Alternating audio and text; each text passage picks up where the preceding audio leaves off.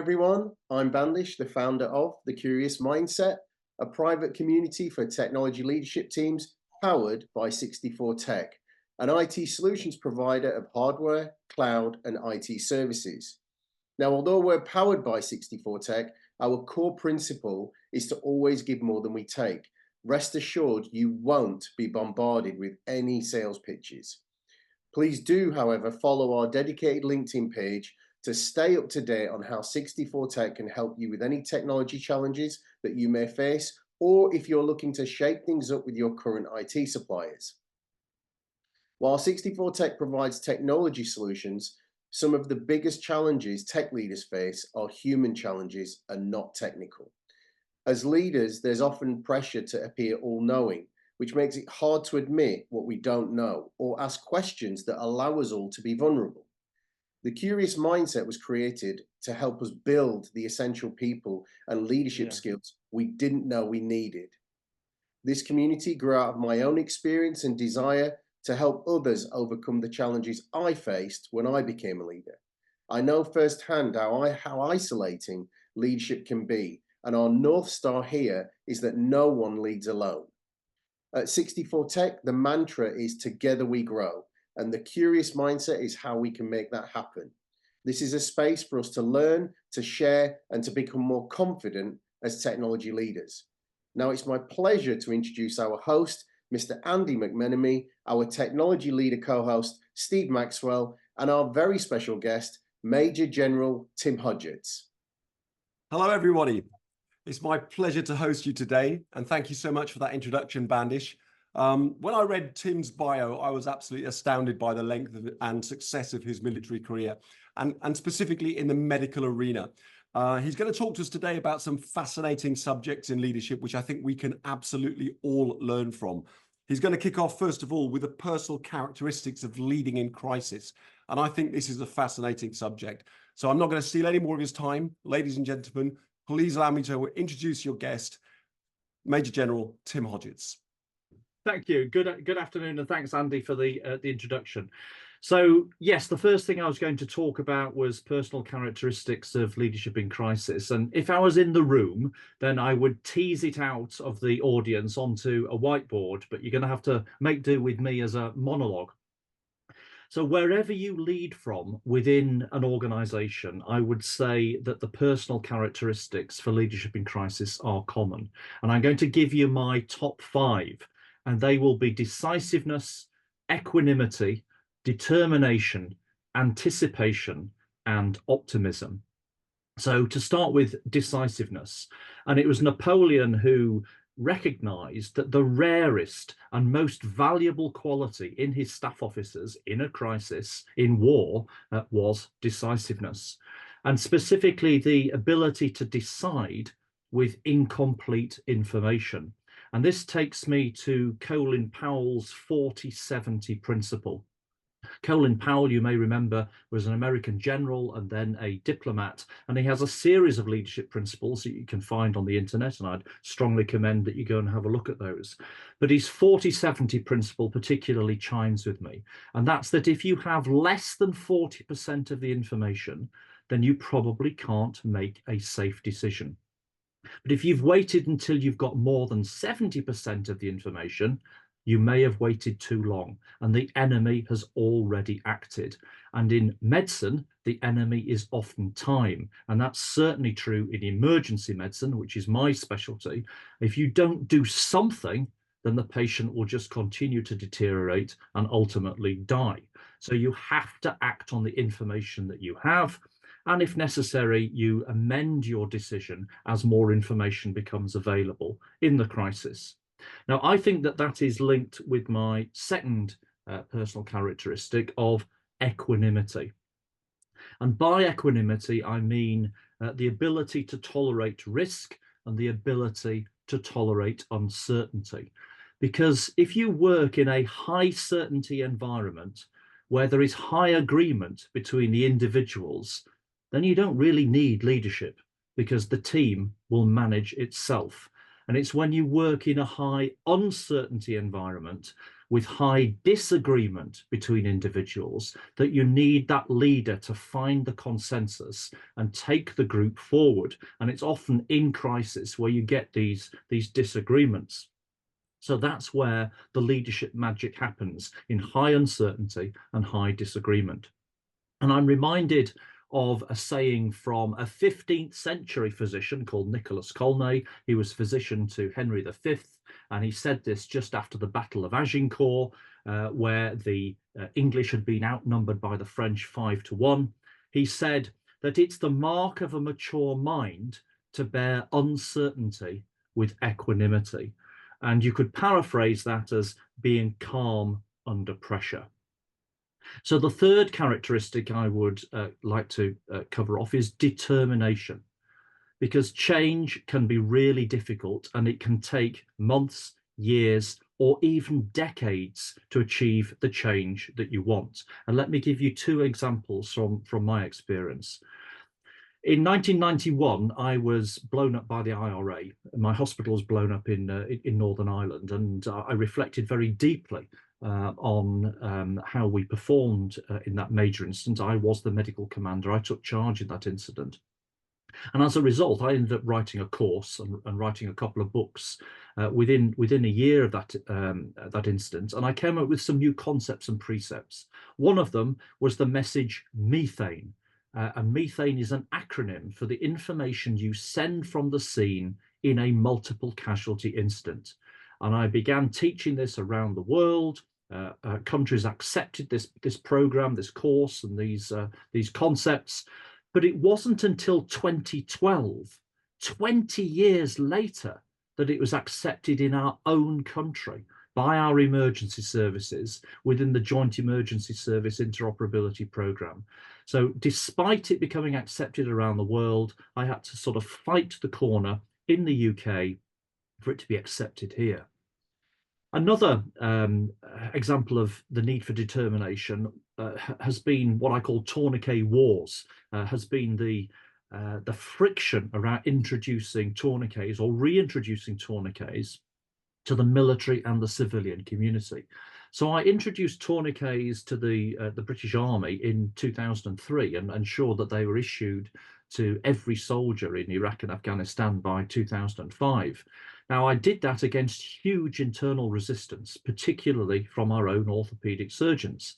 But the evidence of effect became overwhelming. And what you'll find in military circles now is it would almost be negligent not to be issuing tourniquets because we know they are so beneficial.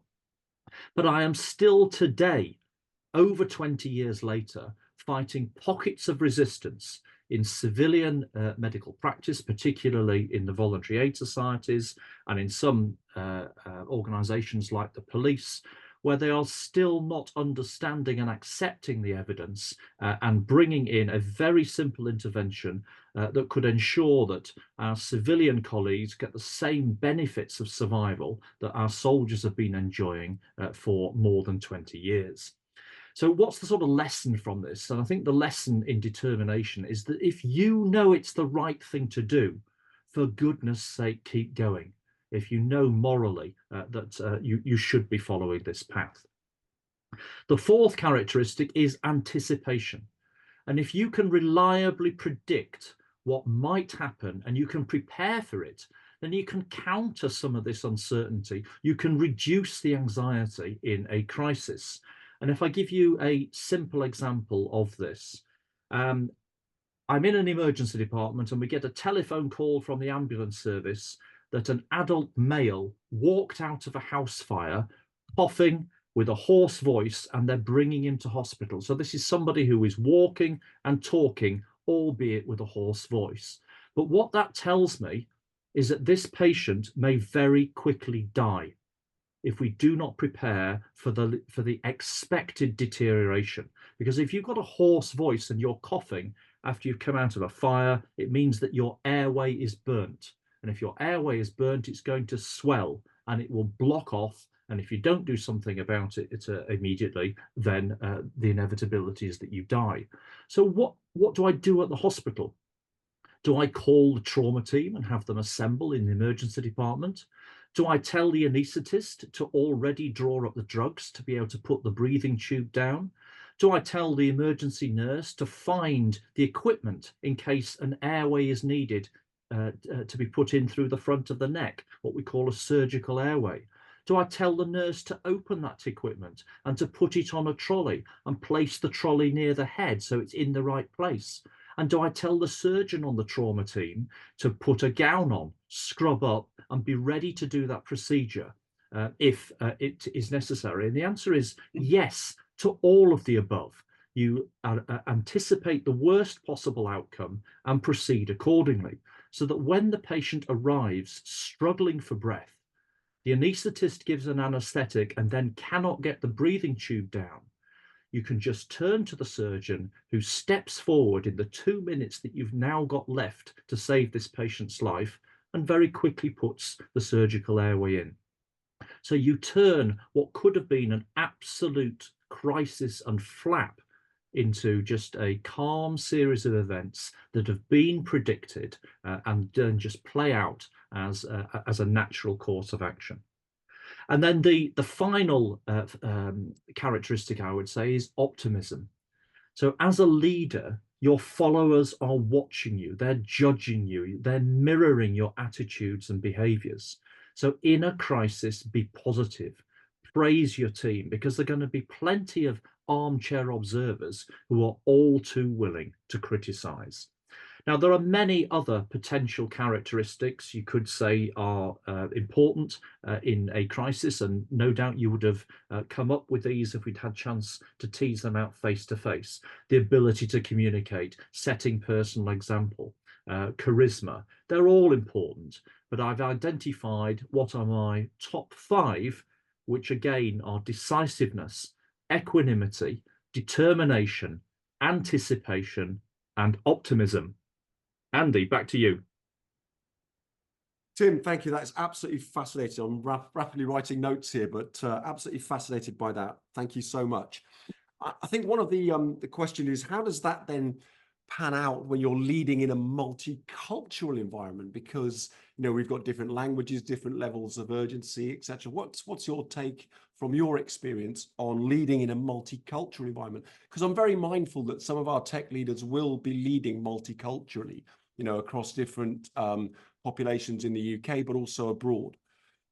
Yeah, so just a little bit of context to start with there, Andy. In the military setting, we very commonly work in a multinational, multicultural environment. So we have multiple nations contributing to medical treatment facilities in deployed settings.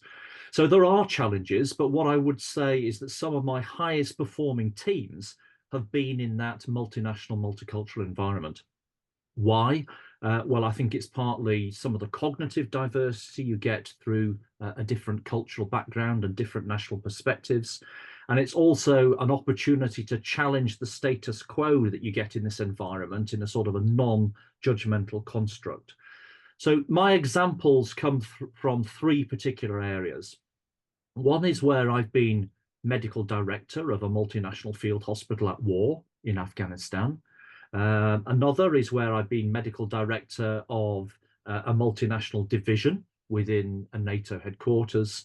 And most recently, over the last 3 years and still live today, is where I've been chair of the committee of medical chiefs in NATO. So that's 32 nations and a number of other partner nations too, for the last 3 years. And that's included our response to supporting Ukraine in its war with Russia. But there are common challenges in all of those environments, whether it's the far forward tactical in the field hospital, or whether it's sitting in NATO headquarters round a big table with senior strategic leaders. And the 2 most common challenges then are of language and of cultural difference. And language in NATO, there are 2 official languages. There's English and French, although most often it is English that is spoken in the meetings. And you have to remember, certainly when you're chairing a meeting, that native English speakers will be the first to answer any question, the first to put their lights on the microphones, and there's a real danger of them dominating the conversation. So I have changed the way that I run meetings in order to encourage inclusivity with nations that don't necessarily speak English as the first language. So I break them up into small groups. I put a non-native English speaking nation as the lead for that group. And then they all have the questions to consider. And it means that they consider them at the pace and with a simplicity of language that chair can actually cope with. And then they come back into the general meeting and give their findings. And I find it really does help engage the other nations if you just give them a little bit longer to think and empower them to lead some of the English-speaking nations. When I led the Danish hospital in Afghanistan, I actually learnt Danish. And there's a reason that only 5.5 million people in the world speak Danish, because it's quite a difficult language to learn.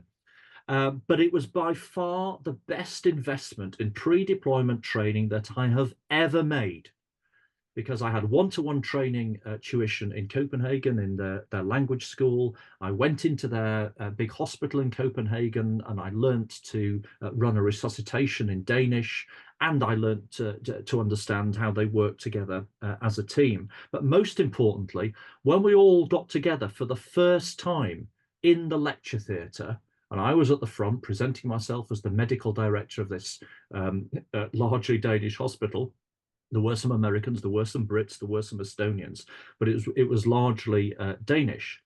I had memorized all of their photographs and their names and their jobs, and I could point them out in the audience and speak to them in their own language, and their jaws just dropped. The fact that you could actually engage them in their own language was so powerful. And suddenly I wasn't an outsider telling them what to do. I was one of the team. I was one of their sort of Danish family. And another lesson that I learned was that learning a language teaches you a culture, which brings me to the second key common challenge, which is the cultural differences in that multinational setting. And very quickly, I was understanding that no culture is right or wrong. They're just different. And you have to understand the differences in perspective and work with those.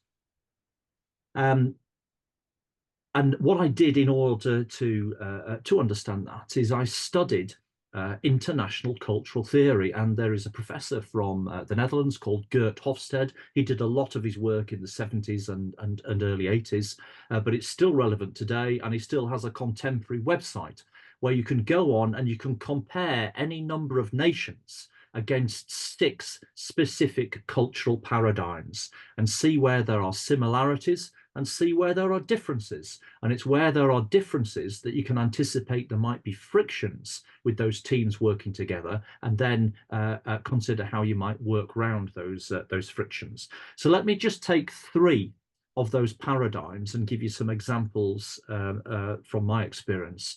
And the 3 paradigms I'll take are power distance index, uncertainty avoidance index, and masculinity versus femininity.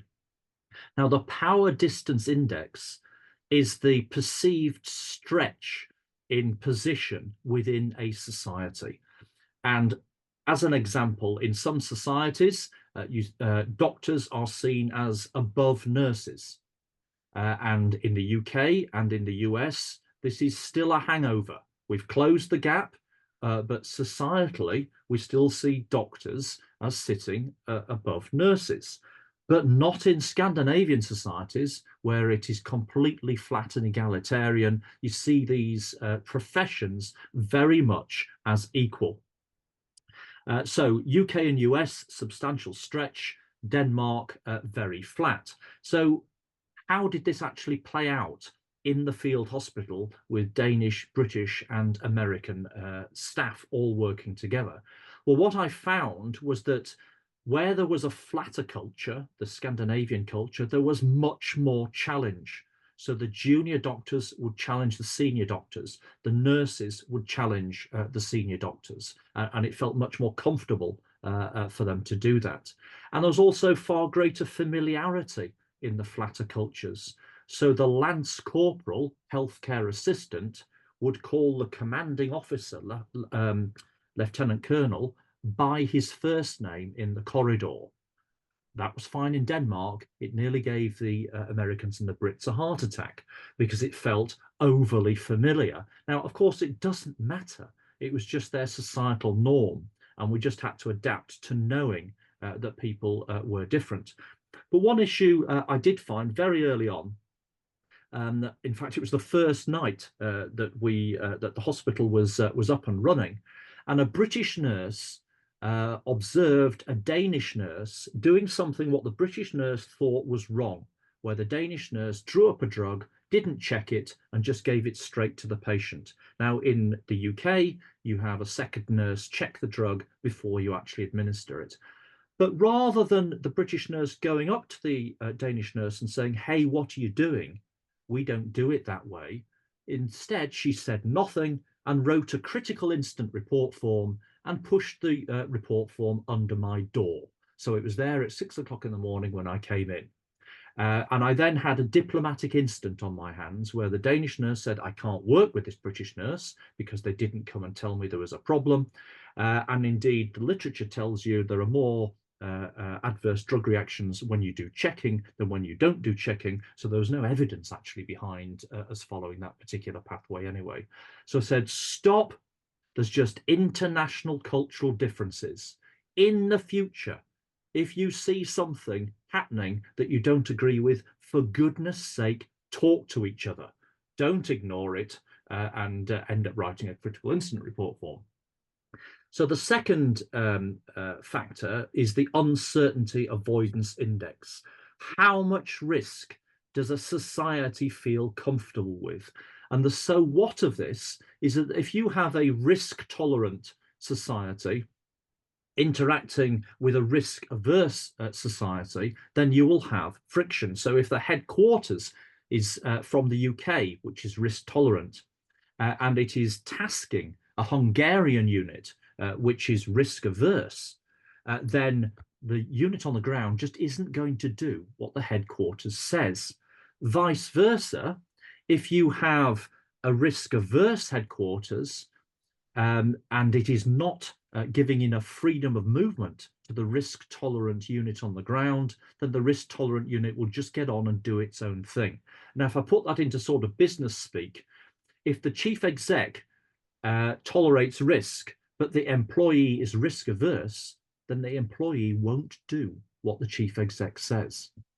Vice versa, if the chief exec is risk averse and the employee is risk tolerant, they may think that that employee has gone rogue, has gone feral, because they get on and do things without waiting to be told.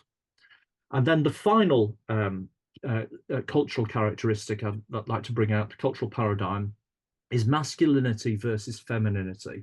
And these are very old-fashioned and anachronistic terms because they were written in the 1970s. And in modern terminology, we would say competitive versus nurturing.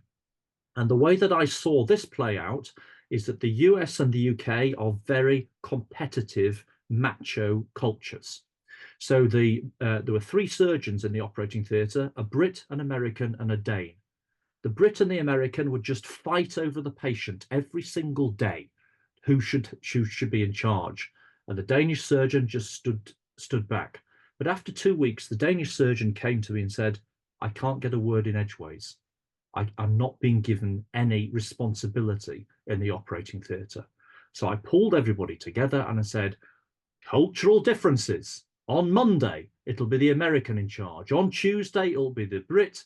And on Wednesday, it'll be the Dane, and then just rotate around. And after that, everything was absolutely fine.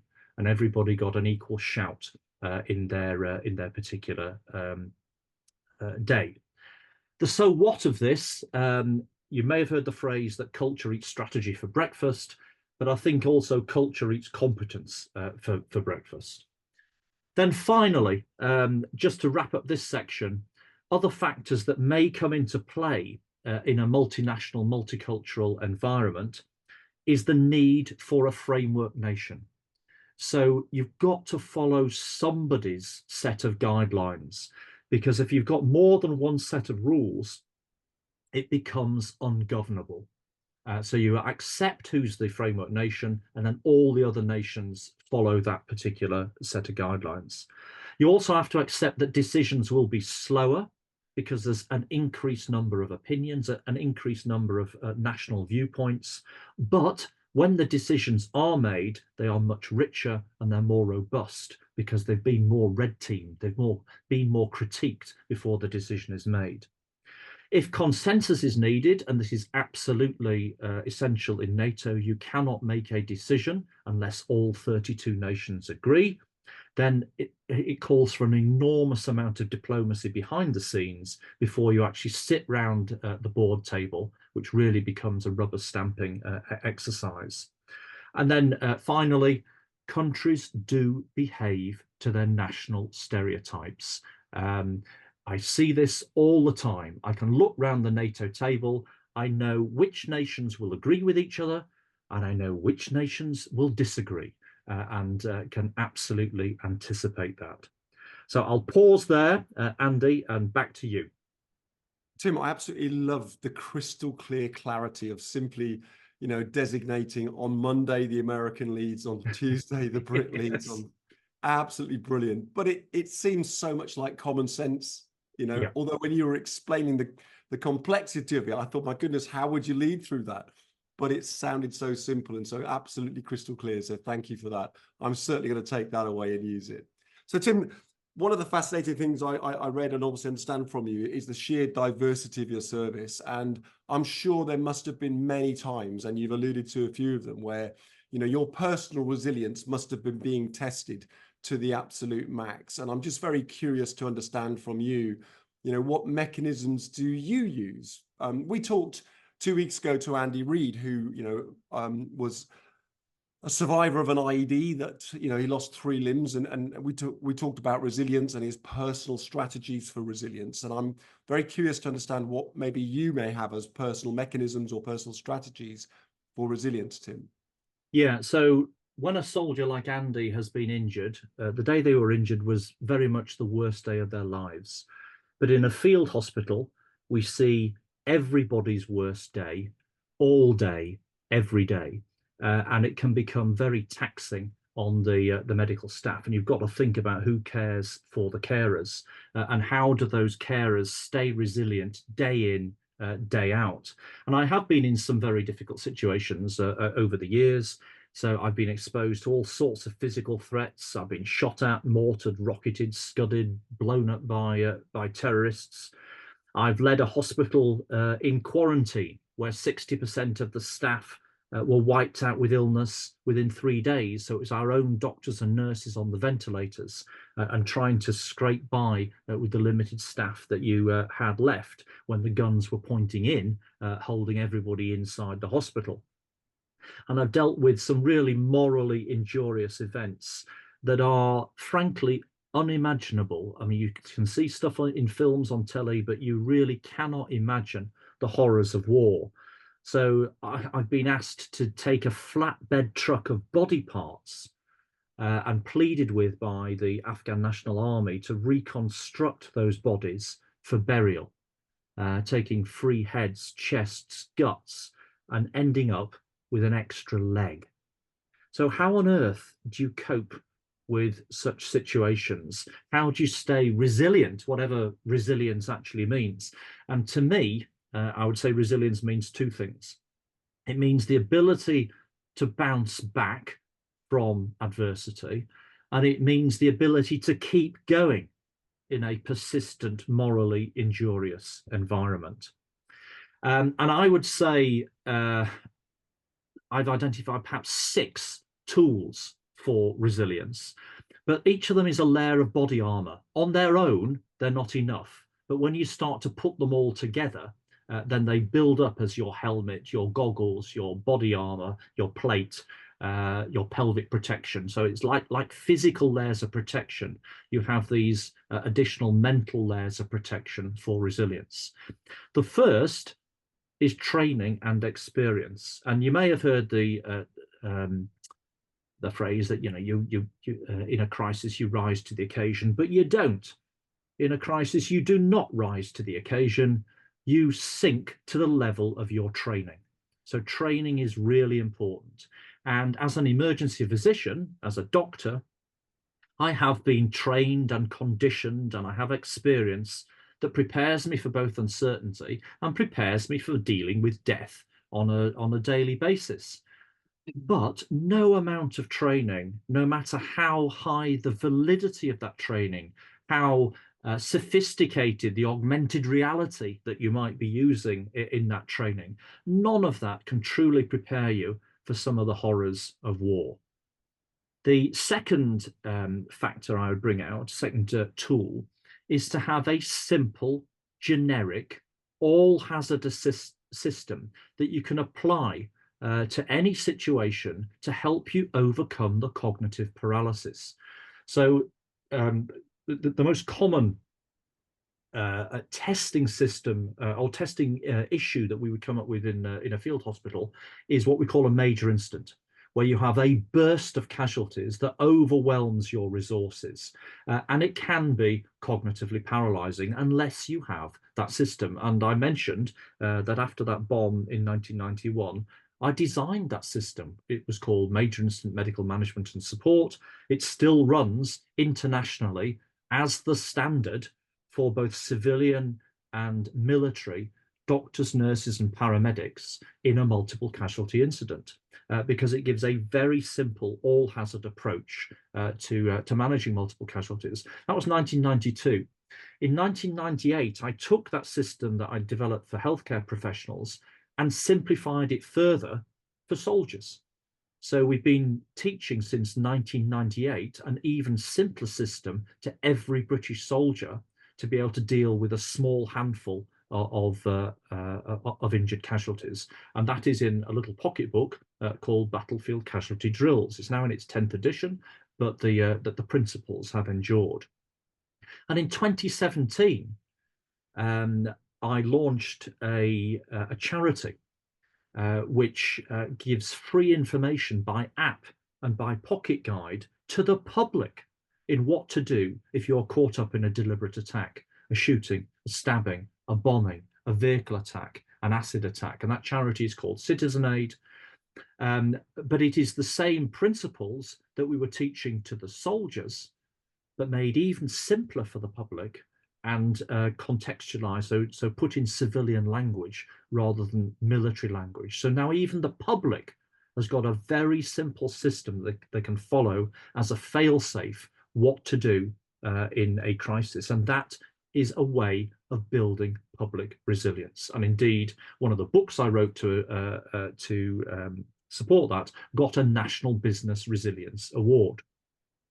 The third characteristic or resilience tool I'd bring out is dark humor. Now, dark humor is a really good tool of the soldier.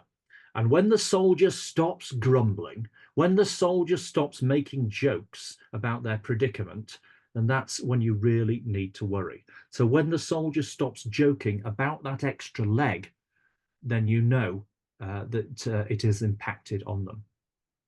The fourth factor is acceptance. And sometimes when you're in a really difficult situation, you just have to accept your own mortality and that things are genuinely really hard for you. And what happens there is that your horizon really narrows. Your horizon comes right down. So when I was on the MERT, the Medical Emergency Response Team, the helicopter doctor in 2007 in Afghanistan, flying forward into the poppy field to pick up the seriously injured, as we would land, we'd be strafed with machine gun fire. Mortars would walk towards the helicopter, getting closer and closer as they were getting their range in. And I would have to run off the back of the helicopter, find the injured, drag them into the back of the helicopter, and then fly away and do the treatment en route, which could be 45 minutes back to the hospital. So when I'd go in the the canteen tent at lunchtime and it was burger and chips on the menu, I would have burger and chips. And when I went in the evening, and if they had burger and chips still on the menu, I would have it again, because my horizon was just the next mission. And at the most, my horizon was the next 24 hours, which was my shift before I'd be replaced. I'm not worried about my statins. I'm not worried about my waistband. It is not great for health to have burger and chips twice a day, but by golly, it's good for the soul. The fifth element I would talk about is post-traumatic growth. Now, you will have heard of post-traumatic stress. You will have heard that regularly in terms of people who have been in conflict areas, soldiers coming back with post-traumatic stress. But not every traumatic event results in post-traumatic stress. It can result in post-traumatic growth. So I realized this, but after quite a number of years, when a psychiatrist friend of mine actually explained some of the things that I had done in these terms. So after I was blown up by the IRA and I reflected on it and I developed a course, I got growth out of that. I was able to take something really difficult and turn it into something positive, not only for myself, but for others. And I've actually built a career on that, developing books, guidelines, courses, apps, taking my really difficult experiences, and I've deployed a lot. And each time I deploy, I come back with fresh experience and turn it into something positive that others can benefit from. And ultimately, our patients benefit from, because I'm constantly trying to drive up the standards of care for our patients. Then the final personal resilience tool, I'd say, is reflection. And you've got to take time to think about what you've been exposed to and what it means to you. Now, some people might reflect with a diary. I've written articles, I've written books, I've written courses. These are all sort of reflective of my experience. But something I have also done for over 30 years is to write contemporary war poetry. And I found that really very helpful, that within hours and certainly within days of a difficult event where you can't go home, so you can't go home to your partner and talk to them. You can't use the phone because someone's listening into the phone. You can't type it on email because somebody's monitoring your email. You've got to find a way of dealing with it yourself there and then, because everybody's looking at you to help them and to lead them. And you've got to make yourself resilient for tomorrow. So I've written my events down in poetry. Now, I never wrote those with an intention of them being a book. I just did it as a sort of a self-help tool. But in the last couple of years, colleagues have said, well, why don't you put this into a book? So it is a book. And if you want to see resilience in action through reflection and internal challenge to serial morally injurious events, then you can read Frontlines, Lifelines. Thank you very much. Back to you, Andy.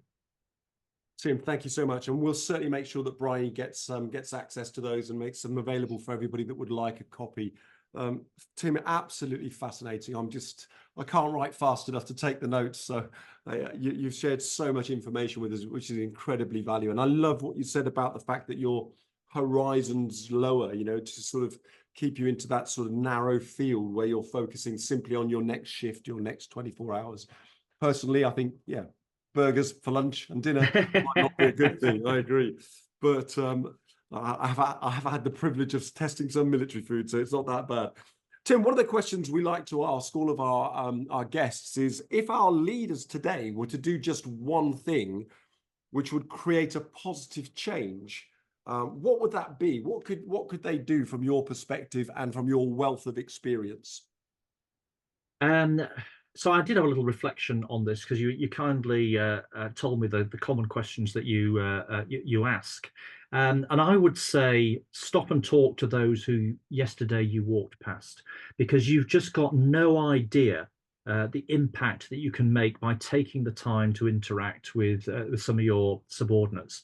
And just let me give you an example there. A few years ago, one of my colleagues told me how privileged a young medic had felt after I'd stopped and taken time to talk to them at a conference. And actually the following year, that medic came back to the conference, paying for themselves, sat on the front row and asked me the first and really quite difficult question.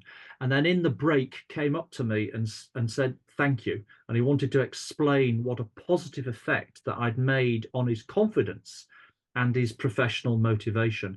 And all I'd done is stop to speak to him, having bothered to notice and acknowledge him.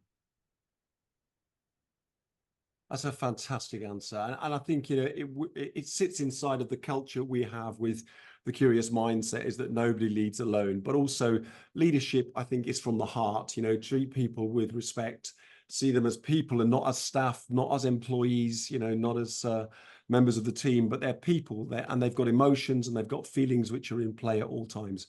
Tim, thank you so much for that fantastic information. I'm sure we'll all be taking a lot of it away. Right now, I'd like to hand over to Steve, who will probably be fielding some questions from the panel. So if everybody would like to go to gallery mode so we can see who's going to be asking the questions, and I'll hand over to you, Steve.